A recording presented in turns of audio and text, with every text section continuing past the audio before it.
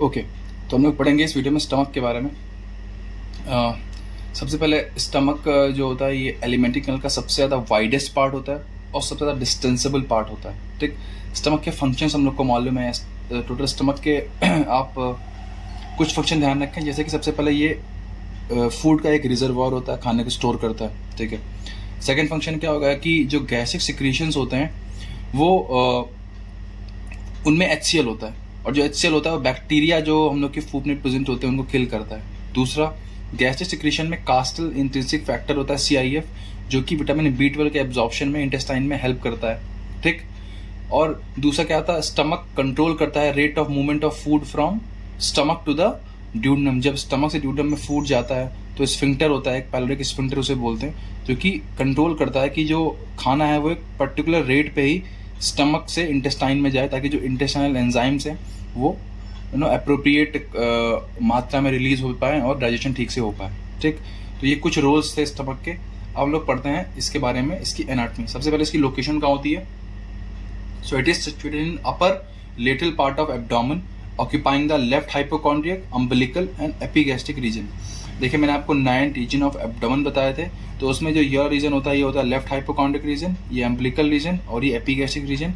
तो इन 3 रीजन्स में स्टमक लाई करता है। ठीक, ये एक J शेप्ड ऑर्गन होता है। इसकी कैपेसिटी जो होती है वो आपको ध्यान रखनी है, कई बार MCQ में पूछ लेते हैं कि जब बच्चा पैदा होता है तो उसकी कैपेसिटी सिर्फ 30 ml की होती है। प्यूबर्टी आते आते तक वो कैपेसिटी 1000 ml तक हो जाती है, और अडल्ट में ये कैपेसिटी होती है 1500 to 2000 ml। ठीक, अब आ जाओ इसकी एक्सटर्नल फीचर्स के बारे में। तो स्टमक में 2 एंड होते हैं, एक होता है एंट्री गेट जहाँ से खाना आता है, और एक होता है एग्जिट गेट जैसे खाना जाता है। ठीक है, तो जो एंट्री गेट होता है उसे बोलते हैं कार्डियक एंड, जो एग्जिट गेट होता है उसे बोलते हैं पाइलोरिक एंड। ठीक, 2 कर्वेचर होते हैं स्टमक में, एक होता है ग्रेटर कर्वेचर और 2 स्टमक और एक लेसर कर्वेचर। इस कर्वेचर का मतलब क्या था कि ये लाइन जो थी हल्की सी कर्व कर गई, बस। जो कम कर्व करी उसे बोला लेसर कर्वेचर, जो ज्यादा कर्व करी उसे क्या बोला, ग्रेटर कर्वेचर, और कुछ भी नहीं है। 2 सरफेस होती है, एक एंटीरियर सरफेस और एक पोस्टीरियर सरफेस। कई बुक्स में इसको एंटीरियर सुपीरियर सरफेस बोलते हैं और इसको पोस्टीरियो इन्फीरियर सरफेस बोलते हैं। ठीक, एक ही बात है। देखो, ये स्टमक है, मान लो ये स्टमक है, बैग लाइक स्ट्रक्चर। ठीक है, तो जो हमें अभी दिख रहा है ऊपर से वो है एंटीरियर सरफेस, और जब इसको हटा देंगे तो क्या दिखेगा, पोस्टीरियर सरफेस। बस यही 2 सरफेस होती हैं। ठीक है, इसके अलावा स्टमक में 2 नॉचेस भी होती हैं, एक होती है एंगुलर नॉच और एक होती है कार्डियक नॉच। क्या होती है समझते हैं। देखो,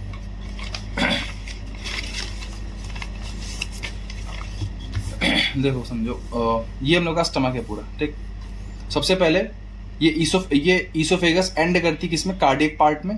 देखो, तो जहाँ पे ईसोफेगस एंड करती है, ये कार्डियक पार्ट स्टार्ट हो रहा है, तो यहाँ पे देखो एक शार्प, क्या बोलेंगे इसे, एक शार्प बेंडिंग है स्टमक की, शार्प बेंडिंग।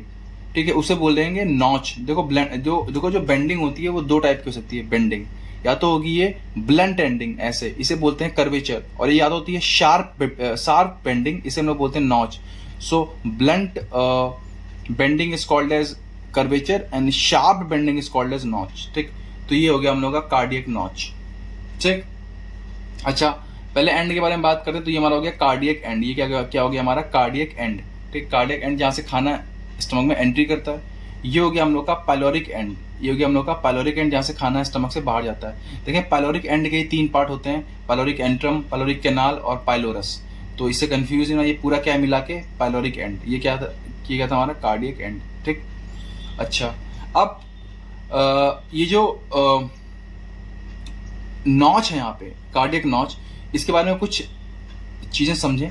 देखें, ये cardiac notch join lower end of oesophagus. Cardiac notch वाले पॉइंट पे ही जो ईसोफेगस होती है, ये ईसोफेगस है, ये आगे स्टमक से ज्वाइन करती है। ठीक, और इस कार्डियक नॉच पे एक ऑरिफिस होता है। ऑरिफिस क्या होता है, बेसिकली स्टमक का एंट्री गेट होता है। ईसोफेगस से कुछ भी आता है तो उससे पहले गेट नॉक करना पड़ता है कि भैया खोलो, तो वो गेट नॉक कर रहा है, मतलब एक ऑरिफिस जो स्टमक के अंदर एंट्री पॉइंट होता है, उसे हम लोग, वो क्या होता है, कार्डियक ऑरिफिस। ठीक है, जब कोई खाना कार्डियक ऑरिफिस को क्रॉस कर देता है तो हम लोग मान लेते हैं कि हाँ वो स्टमक में आ गया है, उसके पहले वो ईसोफेगस में ही होता है। ठीक है, सो इस कार्डियक नॉच के पास इस एरिया में एक ऑरिफिस होता है, उसे बोलते हैं कार्डियक ऑरिफिस, और cardiac orifice is guarded by a physiological sphincter. अब देखें समझें, मतलब स्फिंक्टर दो टाइप के होते हैं, एक होता है फिजियोलॉजिकल स्फिंक्टर और एक होता है एनाटॉमिकल स्फिंक्टर। ठीक, अब इसका मतलब समझे फिजियोलॉजिकल और एनाटॉमिकल स्फिंक्टर के बीच में डिफरेंस क्या होता है। देखो मान लो ये हम लोग की कोई एक बॉडी वॉल थी, ठीक, और इसमें क्या हो गया, हल्की सी ऐसे नैरोइंग हो गई, ऐसे नैरोइंग हो गई, ठीक।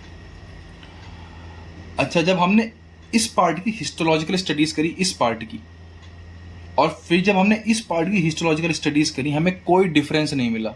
हमने देखा कि जिस तरह के टिश्यूज लेयर्स इसमें हैं, बिल्कुल सेम टाइप की लेयर्स टिश्यूज इसमें हैं, बस ये हल्का सा अंदर की ओर बेंड हो गया है, ठीक है, तो रास्ता हल्का सा नैरो हो गया है।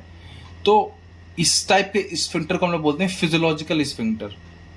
नॉर्मल की मतलब नॉर्मल बॉडी की फिजियोलॉजी में ही ऐसा था, और ये काम करता है एज अ स्फिंक्टर। जो भी खाना यहाँ पे आता है उसको धीरे धीरे यहाँ से पास करा के यहाँ पे जाने देता है। ये हो गया हमारा फिजियोलॉजिकल स्फिंक्टर। दूसरा केस यही था कि ऐसे बेंडिंग हो गई,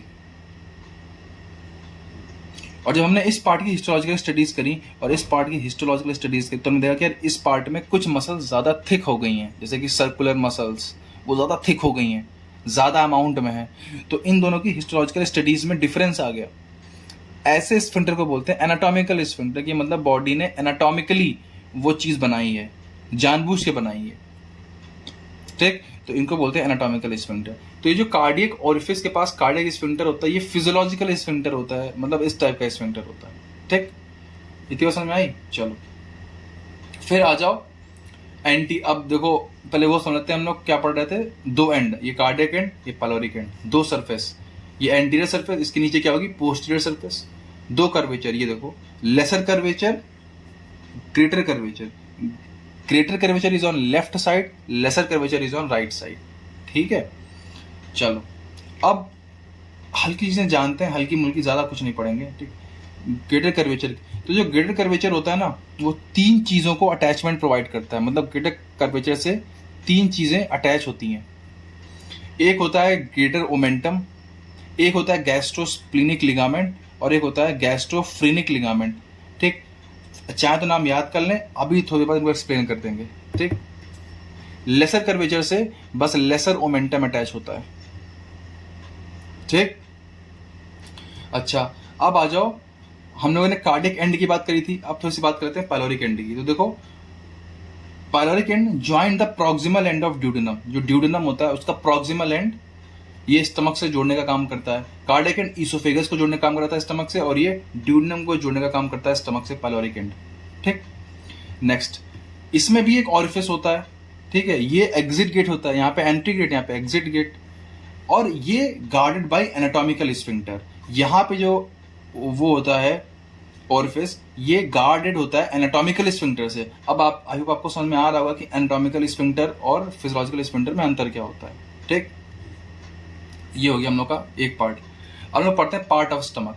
देखो स्टमक के टोटल 4 पार्ट होते हैं, cardiac part, fundus part, body part, ये पूरा पाइलोरिक पार्ट। ये पूरा क्या है, पाइलोरिक पार्ट। पाइलोरिक पार्ट के 3 part, pyloric antrum, pyloric canal, pylorus, ठीक। पाइलोरस बेसिकली क्या होता है, जहाँ पे पाइलोरिक कैनाल खत्म होती है, उसी का बिल्कुल टर्मिनल पार्ट जहाँ पे स्फिंक्टर प्रेजेंट होता है ना, उसी को क्या बोलते हैं, पाइलोरस, ठीक। खैर हम लोगों ने 4 पार्ट पढ़ लिए, कौन कौन सा, cardiac part, fundus part, body part और पाइलोरिक पार्ट, ठीक। चलो अब देखो एक एक करके बात करते हैं। सबसे पहले बात करेंगे कार्डियक पार्ट के बारे में। तो देखो जो कार्डियक पार्ट हमारा होता है, part around the cardiac orifice, ये पार्ट किसके अराउंड होता है, कार्डियक ऑरिफिस के अराउंड, इसे हम लोग क्या बोलते हैं, सिंपल कार्डियक पार्ट। इसके बारे में इतना ध्यान रखना है। अब आ जाओ नेक्स्ट पार्ट के बारे में बात करते हैं, जो बाकी के पार्ट है। देखें फंडस पार्ट, देखो फंडस पार्ट ये होता है अपर डोम शेप्ड पार्ट। देखो ये डोम शेप्ड पार्ट होता है, और ये हल्का सा ऊपर की ओर जा रहा है, देखो ऐसा ऊपर की ओर, ठीक। Superiorly it reaches at the level of 5th intercostal space. Superiorly ये 5th इंटरकोस्टल स्पेस के लेवल तक पहुंच जाता है, और 5th इंटरकोस्टल स्पेस के पास ही क्या होता है, निप्पल्स, ठीक। तो कई बार क्या होता है, गैस्ट्रिक पेन, अगर स्टमक में कोई पेन हो रहा है तो, और वो पेन फंडस रीजन में हो रहा है, और फंडस रीजन कहाँ तक जा रहा है, निप्पल्स तक जा रहा है, तो ऐसा लगता है कि भैया एंजाइना पेक्टोरिस का पेन हो रहा है, ऐसा लगता है कि दिल में दर्द हो रही है, बट एक्चुअली में वो दर्द दिल में नहीं हो रही होती है, वो स्टमक के फंडस पार्ट में हो रही होती है। वो पार्ट कहाँ तक आता है? फिफ्थ इंटरकोस्टल स्पेस तक आता है, ठीक है। तो ये इसका एक इंपॉर्टेंट अप्लाइड पार्ट हो गया। Next body. बॉडी वाला जो पार्ट होता है स्टमक का मेजर पार्ट होता है and can be distended enormously, ठीक। लास्ट पार्ट होता है पाइलोरिक पार्ट। देखो मैंने यहाँ पे सिर्फ पाइलोरिक पार्ट को बनाया है। पाइलोरिक पार्ट के 3 पार्ट थे, एंट्रम, कैनाल और पाइलोरस। देखो जो पाइलोरिक एंट्रम होता है, this is proximal wide part, this is proximal wide part, बस इतना ध्यान रखना। पाइलोरिक एंट्रम और पाइलोरिक कैनाल के बीच में एक सल्कस होता है, इसे बोलते हैं सल्कस इंटरमीडियस। अब सल्कस क्या होता है? सिंपल यार, एक हल्का सा नैरो डिप्रेशन, इसे बोलते हैं सल्कस, ठीक। ये डिप्रेशन किस में है? This depression is in greater curvature. कहाँ पे होता है? प्रेजेंट ऑन ग्रेटर कर्वेचर, ठीक। अच्छा, ये सल्कस कहाँ से कहाँ तक एक्सटेंड करता है? तो ये एक्सटेंड करता है, यहाँ पे थी हमारी एंगुलर नॉच, तो एंगुलर नॉच से एक्सटेंड करता है गैस्ट्रोड्यूडेनल जंक्शन, गैस्ट्रोड्यूडेनल जंक्शन, जहाँ पे स्टमक और ड्यूडेनम का जंक्शन होता है वहां तक एक्सटेंड करता है। So it extend from angular notch to the gastroduodenal junction. Next, pyloric canal. Pyloric canal जो होता है ये नैरो एंड ट्यूबुलर पार्ट होता है और ये किसके ऊपर लाई करता है? यहाँ पे नीचे होता है पेनक्रियास। नीचे क्या होता है? Pancreas. So it lies on the head and neck of pancreas, ठीक। नेक्स्ट आ जाओ पाइलोरस पे। So pylorus is the distal most and sphincteric region of pyloric canal. मैंने आपसे अभी जस्ट एक्सप्लेन करा था कि पाइलोरिक कैनाल का बिल्कुल टर्मिनल पार्ट यहाँ पे स्फिंक्टर होता है, उसे क्या बोलते हैं? पाइलोरस, ठीक। अच्छा, यहाँ पे क्या स्पेशल होता है? तो यहाँ पे जो सर्कुलर मसल्स होती हैं वो थिक हो गई होती हैं। हमें पता है कि जीआईटी में सेरोसा होती है ना, म्यूकोसा होती है, मस्कुलरिस होती है, ठीक है। तो मस्कुलरिस में 2 होती हैं, एक सर्कुलर और एक लॉन्गिट्यूडनल। तो जो सर्कुलर मसल होती हैं वो काफी थिक हो गई होती हैं इस रीजन में, तभी एक एनाटॉमिकल स्फिंक्टर फॉर्म करता है and control the movement of food from the stomach to the duodenum, ठीक। चल, ये हो गया हम लोग का स्टमक के पार्ट्स के बारे में, सब कुछ हो गया। अब आते हैं हम लोग रिलेशंस ऑफ स्टमक। सब देखो, हम लोग रिलेशन में 2 पढ़ेंगे, एक पेरिटोनियल रिलेशन और एक विसरल रिलेशन। विसरल रिलेशन में 2, एक एंटीरियर विसरल रिलेशन और एक पोस्टीरियर विसरल रिलेशन, ठीक। सबसे पहले पढ़ते हैं पेरिटोनियल रिलेशन। तो स्टमक को पेरिटोनियम कवर करके रखती है हर जगह एक्सेप्ट एक जहां पे ब्लड वेसल्स रन करती हैं स्टमक के ऊपर, वहां पे कवर करके नहीं रखती है। दूसरा, स्टमक के पोस्टीरियर सरफेस पे, मतलब स्टमक के पीछे वाले पार्ट पे, मतलब ये मान लो एंटीरियर सरफेस है तो पीछे आ जाओ पोस्टीरियर सरफेस, यहाँ पे कार्डियक नॉच होता है, वहां पे हल्का सा पेरिटोनियम एब्सेंट होती है और हम लोग उसे बोलते हैं bare area of stomach. Stomach called a peritoneum except where the blood vessels run along its curvature, and a small area called as bare area of stomach present posteriorly near the cardiac orifice, ठीक। तो अब समझो, stomach में के peritoneal relation total 4 चीजें आती हैं: गैस्ट्रोफ्रेनिक ligament, गैस्ट्रोस्प्लीनिक ligament, greater omentum और लेसर ओमेंटम। अब ये लिगामेंट क्या होता है तो मैंने आपको पहले ही बता दिया था, समझो। देखो, लिगामेंट मैंने आपको पता था ना, मान लो ये ऑर्गन 1 है, ये कोई ऑर्गन 2 है, ये है पैराइटल पेरिटोनियम, ये अंदर वाली है विसरल पेरिटोनियम, और ये एक ही पेरिटोनियम 2 ऑर्गन्स को जोड़ रही है, कनेक्ट कर रही है। देखो, कनेक्ट कर रही है ना, मान लो ये ऑर्गन 1 है, ये ऑर्गन 2 है, ये थी पैराइटल पेरिटोनियम, ये है विसरल पेरिटोनियम, अंदर ऐसे गई। तो तुम देखो कि इस पेरिटोनियल फोल्ड ने 2 ऑर्गन्स को जोड़ दिया, तो हम लोग ऐसे पेरिटोनियल फोल्ड को क्या बोलते हैं? लिगामेंट। इसको हम लोग क्या बोलेंगे? लिगामेंट। ये एक्चुअल ट्रू लिगामेंट नहीं, because true ligament is bone to bone, bone से बोन को जोड़ने वाला जो चीज होती है उसे हम लोग बोलते हैं लिगामेंट। बट यहाँ पे ऐसा कुछ नहीं है, ये एक फॉल्स लिगामेंट, ये 2 ऑर्गन्स को जोड़ रहा है, ठीक। तो जो फंडस होता है उससे अटैच होता है गैस्ट्रोफ्रेनिक लिगामेंट, ये स्टमक को और डायफ्राम को जोड़ता है, सो गैस्ट्रोफ्रेनिक लिगामेंट। फिर ग्रेटर कर्वेचर के अपर 1/3 पार्ट से अटैच होता है गैस्ट्रोस्प्लीनिक लिगामेंट, जो कि स्टमक को और स्प्लीन को जोड़ता है, सो कॉल्ड एज गैस्ट्रोस्प्लीनिक लिगामेंट। फिर जो लोअर 2/3 पार्ट होता है ग्रेटर कर्वेचर का जो लोअर 2/3 पार्ट होता है उससे अटैच होता है हमारा ग्रेटर ओमेंटम, ठीक। कहां से एक्सटेंड करता है? तो greater omentum extend from 2/3 of greater curvature to the transverse colon. Greater omentum is peritoneal fold, ये भी एक पेरिटोनियल फोल्ड ही है, ठीक। और बहुत ज्यादा फैट रिच होता है ग्रेटर ओमेंटम, ठीक। ये सब पेरिटोनियम ही है। देखो, अब नाम से कंफ्यूज मत हो कि इस जगह लिगामेंट लगा है, इस जगह लिगामेंट लगा है, ओमेंटम नहीं, सब पेरिटोनियम ही है, सब के सब क्या है? पेरिटोनियम, ठीक। बस वो पेरिटोनियम स्टमक को डायफ्राम से जोड़ रही है तो गैस्ट्रोफ्रेनिक, ये वाली पेरिटोनियम स्टमक को स्प्लीन से जोड़ रही है तो गैस्ट्रोस्प्लीनिक, ये वाली जो पेरिटोनियम है वो स्टमक को जोड़ रही है किससे, ट्रांसवर्स कोलन से, तो ग्रेटर ओमेंटम। ओमेंटम क्यों बोला, क्योंकि क्या ये वाला पार्ट जो होता है इसका पेरिटोनियम का वो बहुत फैट रिच होता है, फैट रिच, इसीलिए उसके लिए एक नया वर्ड दिया गया ओमेंटा, बहुत फैट रिच होती है। ऐसे ही लेसर कर्वेचर से अटैच होती है लेसर ओमेंटम। ओमेंटम का मतलब ही क्या है, fat rich peritoneum is omentum, ठीक। तो ये हो गया लेसर ओमेंटम, ठीक। लेसर ओमेंटम जो होती है ये लेसर कर्वेचर से अटैच होती है और कहां तक जाती है, लीवर तक, extend from lesser curvature to liver, ठीक। तो टोटल 4 ही थी, gastrosplenic, gastrophrenic, greater omentum, lesser omentum. Gastrosplenic attach extend from upper 1/3 of greater curvature to the spleen, ठीक। Gastrophrenic attach from fundus to the diaphragm, और फिर greater omentum attach from 2/3 part of the greater curvature to the transverse colon, और lesser momentum attach from lesser curvature to the liver. बस खत्म, ठीक। ये हो गया हमारे पेरिटोनियल रिलेशन। अब आते हैं हम लोग विसर रिलेशन पे। विसर रिलेशन तो देखें, समझे विसर रिलेशन। अब स्टमक मान लो ये है, तो इसके आगे जो ऑर्गन्स आएंगे वो आएंगे इसके एंटीरियर विसरल रिलेशन में, जो इसके पीछे ऑर्गन्स आएंगे वो आएंगे इसके पोस्टीरियर विसरल रिलेशन में। सबसे पहले पढ़ते हैं एंटीरियर विसरल रिलेशन। तो देखो ये हम लोग का स्टमक है, ठीक। ये डायफ्राम है, देखो ये डायफ्राम है, ये पूरा डायफ्राम है, ये क्या है, डायफ्राम, और ये क्या है, लीवर, ठीक। तो देखो स्टमक का ये वाला पार्ट, इतना part area related to liver, ठीक। देखो ये वाला पार्ट जो है, ये वाला स्टमक का पार्ट, ये इसको किसने कवर करके रखा है, डायफ्राम में। So this area is related to diaphragm and ribcage. और जो ये वाला पार्ट है स्टमक का, इसको किसी ऑर्गन ने कवर करके नहीं रखा है, किसी भी ऑर्गन ने कवर करके नहीं रखा है, तो इसके आगे सिंपली क्या पड़ती है, बस anterior abdominal wall. So area related to anterior abdominal wall. मान लो आपको सर्जरी करनी है स्टमक के किसी पार्ट में जाने के लिए, तो आप अगर यहाँ पे इंसिजन लगाएंगे तो लीवर डैमेज हो सकता है, यहाँ पे लगाएंगे तो डायफ्राम डैमेज हो सकता है, लेकिन अगर यहाँ पे लगाएंगे तो कुछ भी नहीं है। इसलिए हम लोग इसे बोलते हैं गैस्ट्रिक ट्रायंगल, और सर्जरी को यहीं से अप्रोच करा जाता है स्टमक के, क्योंकि कोई भी इंपॉर्टेंट ऑर्गन यहाँ पे नहीं आता, ठीक। ये हो गया हमारे एंटीरियर रिलेशन में, लीवर के रिलेशन में डायफ्राम और रिबकेज और एंटीरियर एब्डोमिनल वॉल। बस ये डायग्राम को बना के आना और कुछ भी नहीं करना। नेक्स्ट सबसे इंपॉर्टेंट टॉपिक वीडियो का, स्टमक का पोस्टीरियर रिलेशन। पोस्टीरियर रिलेशन का मतलब क्या होता है कि स्टमक इन सब ऑर्गन्स पे रेस्ट करता है।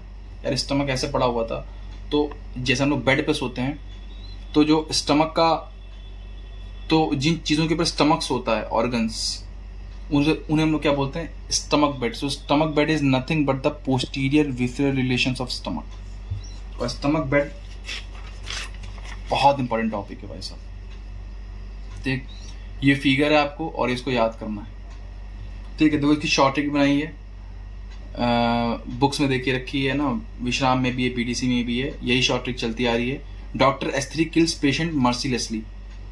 Doctor S3 kills patient mercilessly, ठीक। ऐसे डॉक्टर जो कि एक हफ्ते का बंक करते हैं तो वो पेशेंट को मर्सीलेसली मार सकते हैं, ठीक। सो जैसे कि यहाँ पे D से डायफ्राम, S से स्प्लीनिक आर्टरी, S से सुप्रारीनल ग्लैंड, फिर S से spleen and colic flexure, spleen and colic flexure, K से किडनी लेफ्ट, पेशेंट से है पेनक्रियाज, और M से है ट्रांसवर्स मीजोकोलन। अब समझो ये फिगर, देखो ये है असेंडिंग कोलन, ये ट्रांसवर्स कोलन, ये डिसेंडिंग कोलन। तो असेंडिंग कोलन, सॉरी ये ट्रांसवर्स कोलन, ठीक। ये हरा वाला पार्ट है पेरिटोनियम, वो पेरिटोनियम जिसने ट्रांसवर्स कोलन को अटैच किया है उसे हम लोग बोलेंगे ट्रांसवर्स मीजोकोलन। ये क्या है, ट्रांसवर्स मीजोकोलन। जिस भी चीज के मेस लग गया है, MES लग गया या MESO लग गया, इसका मतलब क्या है, वो पेरिटोनियम है। So transverse mesocolon is a peritoneum which attaches transverse colon to the anterior abdominal wall, posterior abdominal wall, ठीक। फिर ये क्या है हम लोग का पेनक्रियास। पेनक्रियास के 3 पार्ट होते हैं, ठीक। हेड, बॉडी, मतलब हेड एंड नेक, बॉडी और टेल, तो ये बॉडी वाला पार्ट है, तो बॉडी ऑफ पेनक्रियास, ठीक। फिर ये हम लोग की एब्डोमिनल एओर्टा। एब्डोमिनल एओर्टा से निकलती है एक ब्रांच सीलियक ट्रंक, और इस सीलियक ट्रंक की एक ब्रांच होती है स्प्लीनिक आर्टरी। स्प्लीनिक आर्टरी, तो देखो स्टमक के कांटेक्ट में, ये देखो ये स्टमक बनाया डॉटेड से, तो स्टमक के कांटेक्ट में सिर्फ स्प्लीनिक आर्टरी आ रही है, स्प्लीनिक आर्टरी, ठीक। नेक्स्ट समझो, spleen, this is kidney left, और किडनी के जस्ट ऊपर क्या है, ये लेफ्ट सुप्रारीनल ग्लैंड, और ये और स्टमक के जो फंडस वाले पार्ट होता है उसके जस्ट पीछे क्या होता है, diaphragm. So diaphragm, spleen, left kidney, left suprarenal gland, splenic artery, left colic flexure. Colic flexure का मतलब क्या होता है, जहां से कोलन टर्न होता है, एक बार होता है राइट में तो उसे बोलते हैं राइट कोलिक फ्लेक्चर, एक बटन होता है लेफ्ट में तो उसे बोलते हैं लेफ्ट कोलिक फ्लेक्चर, तो लेफ्ट कोलिक फ्लेक्चर, ठीक है। सो ये हो गए हम लोग के relations, diaphragm, splenic artery, suprarenal gland, spleen and colic flexure, kidney, pancreas and transverse mesocolon. सबसे इंपॉर्टेंट पार्ट था स्टमक बेड, जरूर ध्यान रखें, बहुत ज़्यादा टफ नहीं है, डायग्राम भी आसानी है, बना लेंगे आप, ठीक है। सो ये एक पार्ट हो गया। नेक्स्ट पार्ट हम लोग arterial supply, venous drainage, lymphatic drainage और नर्व सप्लाई ऑफ स्टमक पढ़ के स्टमक को खत्म कर देंगे। Thank you.